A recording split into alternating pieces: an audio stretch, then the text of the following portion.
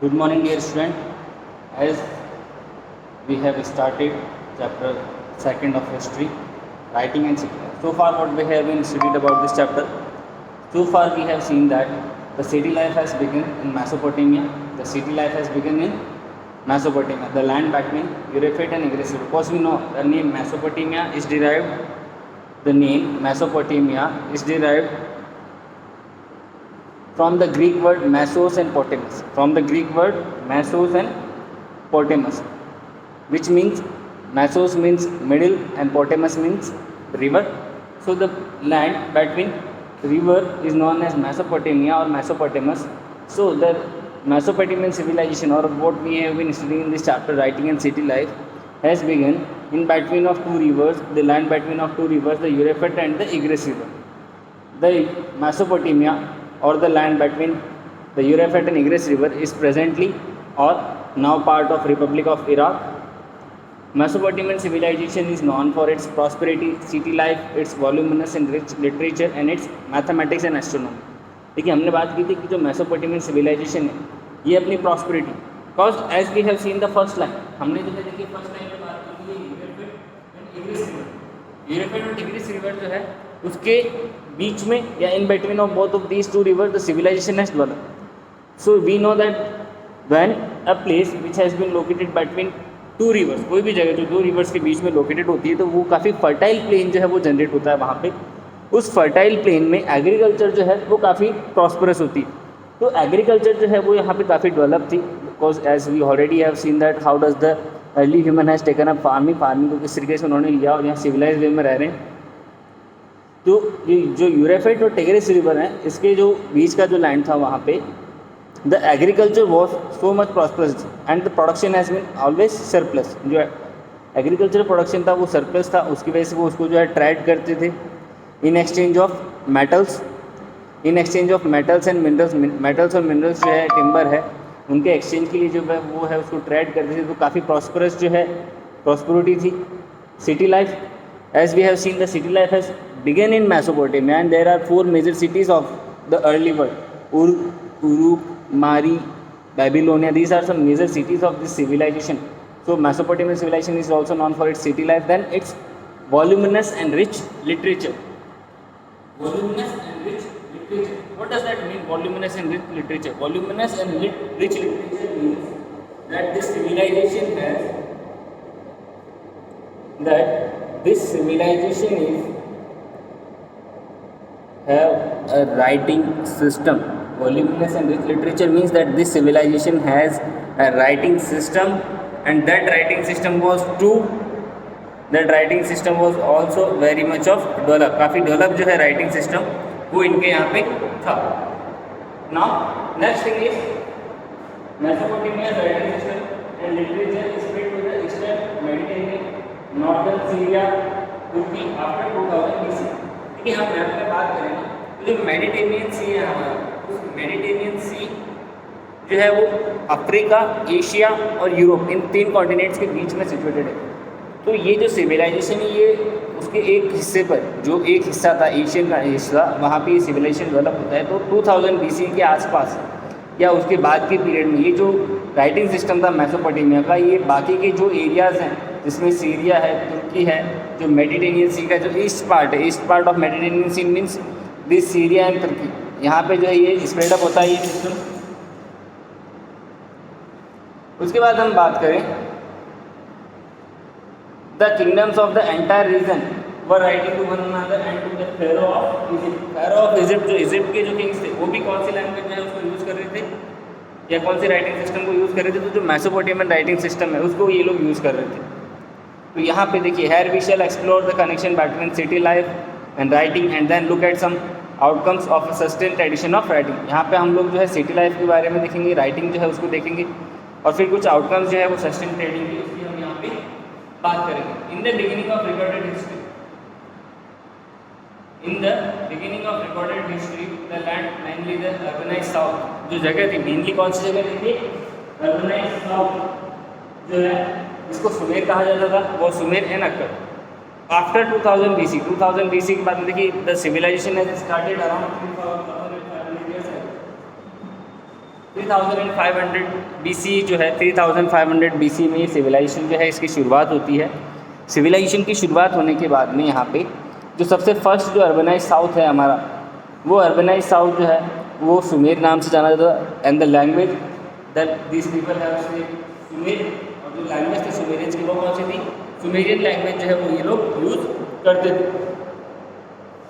Now then the Sumerians has been replaced by the Akkadians, and then Babylonian became an important city. That time Babylonia was used for the southern region. शुरुआत में देखिए उसको सुमेर कह रहे थे, urbanise south को जो discharging point है यूरेफेट और टिग्रिस रिवर के वाटर डिस्चार्जिंग पॉइंट, उसको जो है स्टार्ट में सुमेरियंस कहा जा रहा था। बाद में जब अकेडियंस जो है वो आए, उन्होंने रूल करना शुरू किया तो उसको अकड़ कहा जाने लगा। देन जब बेबीलोन जो है वो एक इम्पोर्टेंट सिटी बना तो इस पूरे अर्बनाइज साउथ को बेबीलोनिया कहने लगी। Around 1100 BC when Assyrians established their kingdom in the north, the region became known as Assyria। तो हम ये जो मेसोपोटामियन सिविलाइजेशन जो बात करते हैं ना, the land between two rivers Tigris and यूरेफेट, इस लैंड का नेम क्या क्या है? मेसोपोटामियन सिविलाइजेशन तो हमने कह दिया है लैंड बिटवीन टू रिवर्स, लेकिन इस सिविलाइजेशन के अलग अलग पीरियड में अलग अलग नेम्स क्या थे? तो स्टार्ट में इसका नेम सुमेर था, then it's replace by Akkadians, so it became the name Akkad. Then Babylon became a major city, so the civilization is known as the Babylonian civilization। And around 1100 BC, when the Assyrians established their kingdom in the north, the region became known as the Assyria। Assyria जैसे कहा जाता है। The first non language of the land was Sumerian। हमने जैसा कि बात की जो first non language थी इस जगह की वो Sumerian थी। It was gradually replaced by Akkadians। The language flourished till about Alexander's time। जो Akkadian जो language थी अराउंड 2400 BC जो है स्टार्ट होती है इस सुमेर वाले रीजन में बोलना, और 336 BC around the time of Alexander the great Sikandar, उसके टाइम तक जो है ये एक मेजर लैंग्वेज यहाँ पे बनी रहती है। उसके बाद में जो है अरेमिक और ऑल दैट थिंग हिब्रू जो है यहाँ पे चलता है। हम बात करें तो आर्कियोलॉजी जो है यानी जो एक्सकवेशन है इस पर मेसोपोटामिया में, ये अराउंड 1840 जो है उसके आसपास शुरू होता है एट 1 और 2 साइड। शुरुआत में जो है देखिए आर्कियोलॉजी जो है वो मेसोपोटामिया के अंदर 1840 से शुरू होती है। कहाँ शुरू होती है? उरुक एंड मारी। उरुक और मारी जो है दो मेजर सिटीज हैं जहाँ पे इसका सिविलाइजेशन शुरू होती है, which we discuss below। Excavation continued for decades। देखिए लगभग 10 साल 20 साल 40 साल काफ़ी लंबे तक पीरियड तक जो है डिकेड्स तक जो है यहाँ पे एक्सकवेशन जो है वो चलता है, क्योंकि काफ़ी जो है यहाँ पे आर्कियोलॉजिकल आर्टिफैक्ट्स जो है वो हमें ढूंढने को मिलते हैं। उसके बाद हम बात करें तो मेसोपोटामिया की importance in aspect of Mesopotamia important in aspect of Europeans के अगर एस्पेक्ट से हम देखें तो मेसोपोटामिया की देखिए यूरोपियंस जो है उनके एस्पेक्ट से अगर हम बात करें कि मेसोपोटामियन जो सिविलाइजेशन है इसकी क्या इंपॉर्टेंट रही है उनके लिए वो, तो मेसोपोटामिया बहुत इंपॉर्टेंट टू यूरोपियंस। मेसोपोटामिया जो वो यूरोपियंस के लिए काफ़ी इंटरेस्टेड था because of reference to it in Old Testament. Old Testament जो है ये फर्स्ट पार्ट है हमारे बाइबल का, जो कि एक होली बुक है क्रिश्चियन जो है उनकी होली बुक है, उसका फर्स्ट पार्ट जो है जिसको हम कहते हैं ओल्ड टेस्टामेंट। उस ओल्ड टेस्टामेंट के अंदर मेसोपोटामिया जो है इसके बारे में मेंशन रेफरेंस दिया गया है। कैसे? For instance the book of Genesis of the Old Testament refers to Shimar meaning Sumer. जो बुक है बुक ऑफ जेनेसिस ये रेफर करती है ओल्ड टेस्टामेंट के अंदर एक जगह, उसका नाम है शिमर, जो कि सुमेर का इससे मतलब है कि as a land of brick built cities. तो सुमेर है जो उसको क्या बताया गया? एक सिटी बताया गया जो कि ब्रिक बिल्ड यानी ब्रिक्स से बनी हुई है। Travellers and scholars of Europe looked on Mesopotamia as a kind of ancestral land. जो ट्रैवलर्स थे, जो यूरोपियन आर्कियोलॉजिस्ट थे, इन्होंने जो मेसोपोटामिया इसको एंसेस्ट्रल लैंड के रूप में जो देखा। And when archaeological publication area there was an attempt to the literal root of the Old Testament. ये जो ओल्ड टेस्टामेंट का लिटरल रूट था इसको प्रूव करने की कोशिश भी की। From the mid 19th century there was no stopping the interest for the exploring the ancient past. 19th century जो है यहाँ पे लोग जो है काफ़ी एंथुसिस्ट हो गए इसके बारे में जानने के लिए। बहुत सारी जो है उन्होंने अटेम्प्ट जो है वो शुरू किए इसके लिए। देखिए हम बात कर रहे हैं यहाँ पे कि कैसे क्या चीज़ जो है उसके अंदर इसको बाइबल से जोड़ने की कोशिश की। तो यहाँ पे हम एक रेफरेंस की बात करें तो रेफरेंस में क्या दिया हुआ है कि according to the Bible the flood was made to destroy all life. देखिए बाइबल जो है उसके अंदर एक कहानी है कि एक जो है गॉड जो है वो इस पे पूरी अर्थ के ऊपर जो ह्यूमैनिटी है जो लाइफ है उसको डिस्ट्रॉय करने के लिए जो एक फ्लड जो है वो आकर करता है। फ्लड जो है यहाँ की सिचुएशन क्रिएट होती है। इसका मकसद क्या होता है? अर्थ के ऊपर से जो लिविंग थिंग्स है उनको डिस्ट्रॉय करना। लेकिन गॉड जो है वो एक आदमी जिसका नाम होता है नोआ, उसको चूज़ करते हैं, उसको कहते हैं कि भैया तुम जितने भी स्पेसीज़ हैं नॉन स्पेसीज बर्ड एनिमल्स की, उनकी सबकी एक एक जो है स्पेसीज़ का ले लो, हर एक का एक पेयर चूज़ करो मेल फीमेल का, उनको अपने साथ में जो बोट है द आर्क जो कि नाव है उसके ऊपर दो और इस फ्लड से सर्वाइव करो। ऐसी की इसकी कहानी जो है similar was standing Mesopotamian tradition में भी, जैसे बाइबल में हम ओल्ड टेस्टामेंट की स्टोरी बात करते हैं ऐसी स्टोरी वहाँ पे भी मेंशन है। तो ये हमने देखी बात की कि बाइबल के साथ में कैसे जो है इसको जोड़ने की कोशिश की जाती है। Now next we can see that the map of Mesopotamia जो है उसके बारे में आप देखिए मेसोपोटामिया की ज्योग्राफी की बात करें हम, मेसोपोटामिया की ज्योग्राफी की बात करें अगर हम, ये है ब्लैक सी, मेडिटेरेनियन सी के ईस्ट पार्ट में है, इधर Caspian sea, Arabian sea, Persian Gulf, Arabian sea and Red Sea. हमारा जो मेसोपोटामिया है उसकी शुरुआत होती है यहाँ से, आप देख सकते हैं यहाँ से माउंटेन से, ईरानी माउंटेन से जो है यूरोपेट रिवर फ्लो करती है और यहाँ पर वाटर स्टार्ट होती है फ्लोइंग यूरोपेट रिवर, ये फ्लोइंग है हमारे टिग्रिस रिवर का। इनके कॉन्फ्लुएंस में ये एरिया है, इस एरिया में डेवलप होता है हमारा सिविलाइजेशन। बाद में जो है एक्सपेंड होते हुए यहाँ पर पहुँचता है, इस तरीके का जो एरिया है पूरा ये सिविलाइजेशन का जो डेवलप एरिया होता है, जिसमें उर, मारी, बेबीलोन, ये जो है चार मेजर सिटीज है, मारी, बेबीलोन, उर और कोर। Now we will discuss about the geography of Mesopotamia. Iraq is a land of diverse environment. Iraq जो है देखिए ये प्रेजेंट डे किसका पार्ट है, प्रेजेंट डे में जो ये है इराक का पार्ट है। इराक जो है ये एक डाइवर्स एनवायरनमेंट की लैंड है, यानी यहाँ पे आप देखेंगे जिस तरीके से हम इंडिया में बात करते हैं, इंडिया में फिजिकल फीचर्स आप देखते हैं, there are mountains, northern mountains, Himalayas, then northern plains, desert, plateaus, coastal plain, island, all these we have so much of diversity in or also our physical environment. So like this, Iraq is also a land of diverse environment in the northeast, like green metropolitan plain. तो North-East का यानी ये वाला हिस्सा, इस हिस्से के अंदर यहाँ पे जो है इस जगह नॉर्थ में जो है अंडुलेटिंग प्लेन्स जो है यानी घास के जो है मैदान थे यहाँ पे ग्रीन, उसके बाद में gradually rising to the Crete covered mountain ranges with clear streams and wild flowers. धीरे धीरे देखिए यहाँ से नॉर्थ से जो है की शुरुआत हो जाती है, जहाँ पे क्लियर स्ट्रीम्स और वाइल्ड फ्लावर जो है वो फ्लो करने में enough rainfall to grow crops. Here agriculture began between 7000 and 6000 BC। देखिए एग्रीकल्चर की शुरुआत कब हुई, 6000 से 7000 BC के बीच में, middle of 6000 and 7000 BC the early human has take up farming. In the north there is a stage of upland called steppe, not steppe, steppe means a grassland area which has been in the north, not means in this particular side, this is the where the grasslands are. Then after the winter rains, sheep and goats feed on the grasses and low shrubs that grow here. जो north की हम बात कर रहे हैं सब grassland की, ये देखिए माउंटेन्स के आसपास के एरिया है, विंटर के अंदर तो यहाँ पे बर्फ का कंडीशन रहता है, लेकिन जैसे ही विंटर के बाद का सीजन होता है, बारिश होती है, उसके बाद में यहाँ पे जो है जो गोट्स हैं, शिप्स हैं, वो फैट करती है इस ग्रासेस पे और अपने आप को ग्रो करती है।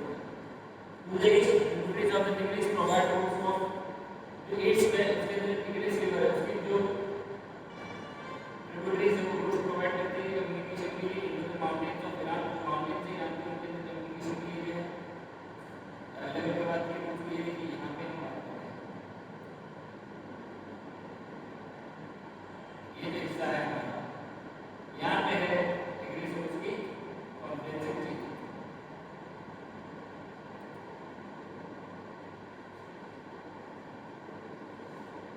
the south is a desert, the south is called desert and this is where the first cities were getting south की बात करें हम, देखिए ये है डेजर्ट, पूरा एरिया डेजर्ट है, अरेबियन पेनिनसुला, अरेबियन डेजर्ट। इस साउथ के अंदर जो फर्स्ट सिटी जो राइटिंग है वो इमर्ज आउट होती है। दिस अब हमारे माइंड में क्वेश्चन क्या आएगा कि how does a desert can support life, यानी कोई डेजर्ट जो है वो लाइफ को कैसे सपोर्ट कर सकता है। So the desert could support cities because the reverse यूरेफिड and egress, यूरेफिड जो और इग्रेस जो रिवर है, यूरेफिड रिवर एंड इग्रेस रिवर, इन दोनों की वजह से ये जो साउथ था यहाँ पे लाइफ जो है वो सपोर्ट होती है।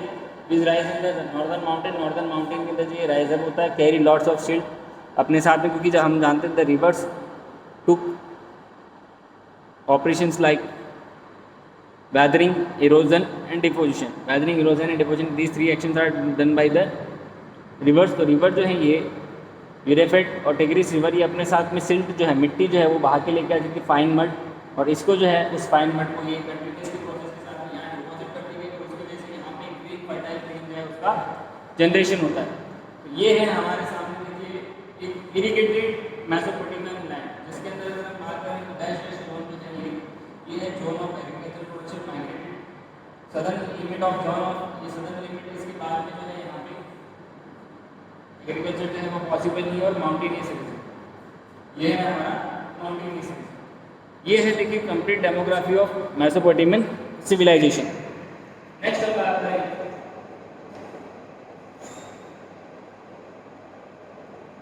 आफ्टर द यूरेफेट has entered the desert its water flows out into small channel. देखिए यहाँ पे एग्रीकल्चर कैसे हो रही है, cross the river, how does this could provide the supply of water, water supply जो है वो कैसे पॉसिबल हो जाएगी रिवर से। तो द यूरेफेट river has entered in the desert, यूरेफेट रिवर जो है डेजर्ट में एंटर होती है, डेजर्ट में एंटर होने के बाद में its water flows out into small channels, its water flows out into small channels, it has been divided not in a single, it is divided into so many small canals. These channels flood the bank and in the past function as the irrigation canal. तो ये जो छोटे छोटे channels में छोटे छोटे streams में जो डिवाइड होती है डेजर्ट में एंटर होने के बाद में, ये जो चैनल्स हैं ये एज द इरिगेशन कैनाल जो है वर्क करते हैं। Water could be let into the field of wheat, barley, peas और लेंटिल्स व्हेन नेसेसरी। जो वाटर है वो फील्ड्स के अंदर जो जब भी जरूरत होती है तब इनसे पहुंचाया जा सकता था, और all ancient system that of the Roman empire included. देखिए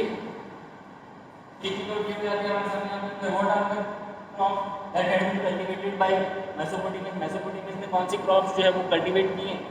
दे have cultivated wheat, barley, peas and lentils. These are the four crops which has been cultivated by मेसोपोटामियंस।